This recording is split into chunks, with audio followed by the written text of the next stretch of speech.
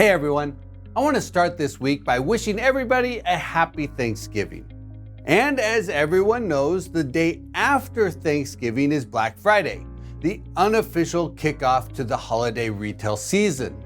This week, I'll focus on the holiday sales outlook, which according to the National Retail Federation and ICSC is expected to be the strongest on record. But before I go there, I want to touch on a couple of things that happened last week. First, the headline inflation reading came out at just 3.2%, down 50 basis points from the month prior.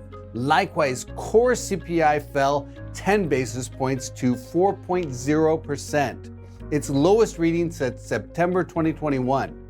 Of course, we're still a ways from the Federal Reserve's target of 2% inflation, but we are moving the right direction.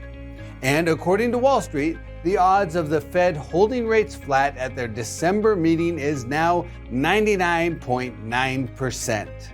That carries over into January with a 98.9% likelihood rates will still be flat. And looking beyond that, the May 2024 Wall Street prediction fragments a bit with a 42% likelihood of remaining flat and a 47% chance of a 25 basis point reduction and an 11% likelihood of a 50 basis point cut. Personally, I think Wall Street may be a bit over-optimistic about the chances of a rate cut. Unless there's a looming recession, I personally don't think the Fed will cut rates that soon.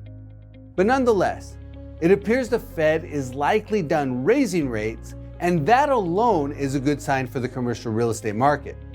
The second major event of last week was Congress's extension of the deadline for setting a new budget to January 19th and February 2nd of 2024.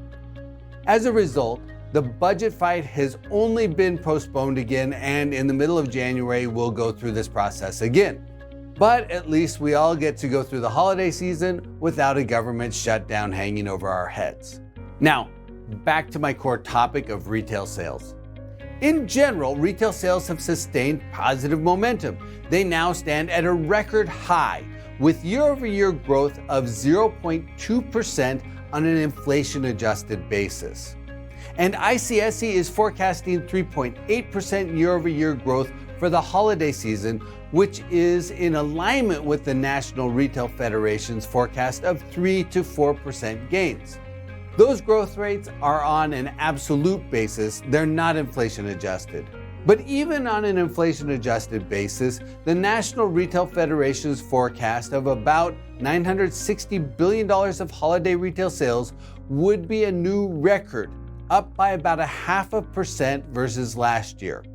These gains will be supported by a variety of positive factors. First, 2.9 million more people are employed this year compared to last, a gain of 1.9%. Second, inflation-adjusted disposable income is up by 3.5% from last year. Third, although total inflation-adjusted savings is down by 1.6% compared to last year, savings are still elevated and about 3.6 trillion inflation-adjusted dollars above pre-pandemic levels. All three of these economic drivers will support the holiday sales climate, benefiting both brick-and-mortar locations as well as e-commerce sales, which constitute about 21% of the total. And while the holiday retail season can make or break the year for a retailer, from a commercial real estate perspective, it tends to only modestly influence space demand.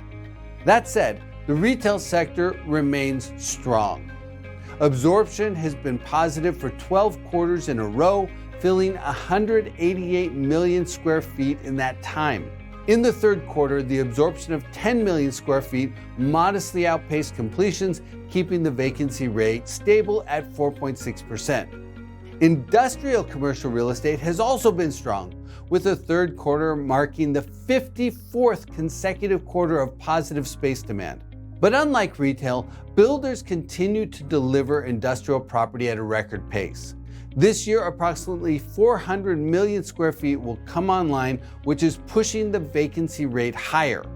As of the third quarter, industrial vacancy was 4.8%. So as I mentioned earlier, the holiday retail season looks like it should shape up to be modestly positive, a good sign that reiterates the prospects of a soft landing. As we look beyond the holidays, the outlook is still very difficult to discern. There are a lot of variables in play, but the momentum has generally been positive, and most of the forecasts for 2024 still call for slow but steady growth. That said, we'll need to keep our eyes open and watch for any significant disruptive events. As always, we need to remain vigilant, and we need to keep our eyes on the horizon.